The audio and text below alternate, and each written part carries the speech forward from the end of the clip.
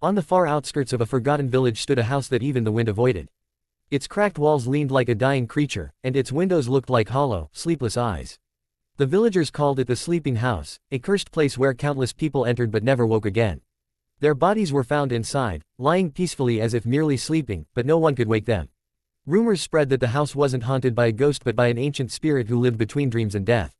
For several nights, Annie, a quiet and curious young woman, had been tormented by disturbing dreams. Every night around 3 a.m., she found herself inside that very house, alone, panicking, running down endless hallways, chased by shadows that whispered her name. But the strangest part was this. The dream always ended the same way. A cold voice whispered in her ear, "Annie, your time is coming." And then she would wake up gasping for breath, feeling as though she had been running for hours. Every morning she felt weaker, more drained, as if the house from her dream was taking something from her. The villagers noticed her pale face and tired eyes. One afternoon, Annie approached old Rahim, the only man in the village who had survived one night inside the sleeping house. He walked with a limp and never slept longer than a few minutes. His eyes widened when Annie described her dreams. "Child," he whispered, trembling, "the spirit has chosen you. The more you resist sleep, the stronger it becomes." "But why me?" Annie asked. Rahim lowered his voice. "Because you can hear it. Only the chosen ones hear the whisper in their sleep." But Annie had already heard it while awake. That night, as she lay in her room trying not to fall asleep, she heard the faint sound of breathing. Not her own, someone else's. Slow, heavy, right beside her bed. She froze. Within the darkness, a chilling whisper crawled into her ear. "You're tired, Annie, don't fight it." Her body turned ice cold. She forced herself up, grabbed a lantern, and ran outside into the moonlit road. The village homes were silent, windows shut tight. It felt like the whole village was sleeping except her. But the whisper continued, now coming from different directions around her. "Come to me. You cannot escape. Just sleep." Her feet began moving involuntarily, guided by an unseen force. She tried resisting, but her legs felt heavy, numb. Before she realized it, she was standing in front of the sleeping house. The wind stopped. The night froze. The door creaked open by itself, as if inviting her. Her heart hammered violently, but something stronger than fear pulled her inside. The moment she stepped through the doorway, the temperature dropped sharply. The air inside was thick, almost liquid. It smelled of old wood, damp earth, and something rotten that she couldn't identify. The hallway ahead was longer than she remembered from her dreams. Every step she took echoed unnaturally, bouncing off walls that seemed too far apart. The floorboards creaked, but the sound wasn't wood, it sounded like bones cracking. From behind her came the sound of slow footsteps. But she knew no one had followed her inside. Her breath quickened. She turned. Nothing. Only the dark doorway slowly shutting on its own. The whisper came again, this time clearer, louder. "Annie, I've been waiting for you." Her lantern flickered violently. She moved deeper into the house. Suddenly, she noticed something new, something that wasn't in her dreams. A long wall covered with portraits. Old, faded, and dusty. Each portrait showed a sleeping person. Their faces peaceful, eyes closed, until she looked closer. Their eyelids were sewn shut. And the plaque beneath each portrait held a name. She leaned closer to one. Rahila, last seen 1996.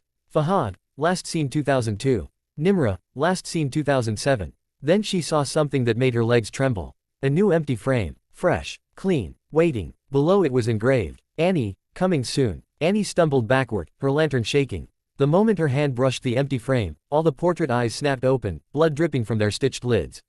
The entire wall whispered in one voice. "Sleep, sleep." She ran down the hallway, her breath uneven, heart throbbing painfully. She reached a room where the air felt different, warmer, almost alive.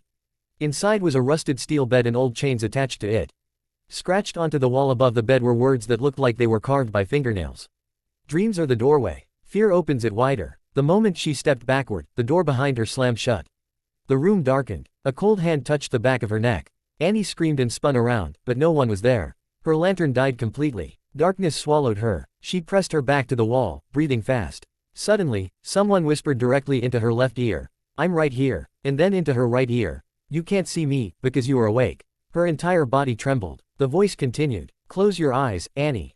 Just sleep. Let me show you my world." She shook her head violently, refusing. The spirit growled. The room exploded with a deafening sound as something slammed into the metal bed. The chains rattled violently on their own. The bed lifted 2 feet off the ground and crashed down with force. Annie ran toward the door and pushed with all her strength. Nothing. The door wouldn't budge. Behind her, the bed began sliding across the floor toward her as if pulled by invisible hands. She pushed harder, panic rising. The bed slammed into her back. She screamed. The door flew open. Annie stumbled into the hallway, falling to her knees. But the house had changed. The hallway was now filled with shadowy figures standing shoulder to shoulder, facing her. Their faces were blurry, half-formed, like shadows caught between being awake and asleep. The figures whispered in unison, "Join us." As they stepped toward her, the floorboards beneath them cracked open slightly, revealing something moving underneath. Something alive. Annie forced herself up and ran to the staircase. She descended into the basement, something she had never seen in her dreams. The basement was enormous, much larger than the house above. Dozens of dusty beds were placed in rows. On each bed lay a sleeping person, breathing heavily, murmuring in their dreams, trapped. Annie recognized one face. It was old Rahim. He wasn't sitting in his home. He wasn't awake. He was here, sleeping endlessly.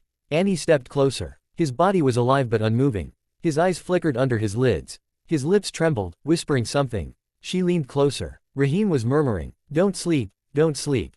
But he wasn't awake. Annie felt something warm breathe behind her neck again. "Everyone who fears sleep ends up here, Annie." She turned slowly. The spirit of slumber finally revealed itself. It was tall, pale, and thin like a dead tree. Its face had no features except two half-closed eyes, tired, heavy, eternally sleepy. Its skin sagged, moving like cloth in the wind. Long fingers reached toward Annie's face. "You are exhausted," it whispered. "Just one little sleep." Annie felt her vision blur. Her legs weakened. Her body swayed. She was falling into sleep, right into the spirit's grasp. Then she remembered the diary she had read earlier. Escape is only possible by facing sleep without fear. Gathering every drop of strength, she whispered, "I'm not afraid of you." The spirit froze. Its eyes snapped open. A loud, animalistic shriek tore through the basement. The sleeping bodies around her convulsed. The beds rattled. The entire basement shook violently. The spirit recoiled, stumbling backward as if burned. Annie screamed with all her strength, "I am not afraid." The spirit howled, its body tearing into smoke like shreds. The shadows collapsed on the floor. The whispering stopped. The basement lights flickered and died. Annie ran. Up the stairs. Through the hallway. Past the portraits. Toward the main door, which was now open. She burst outside into the cold night air. The house behind her went completely silent. She didn't stop running until she reached her village. Her lungs burned, her legs shook, but relief washed over her. She was safe. Or so she thought. As she turned toward her home, she heard a soft whisper behind her. Familiar. Close. Cold. "Annie, it's not over. You still need to sleep."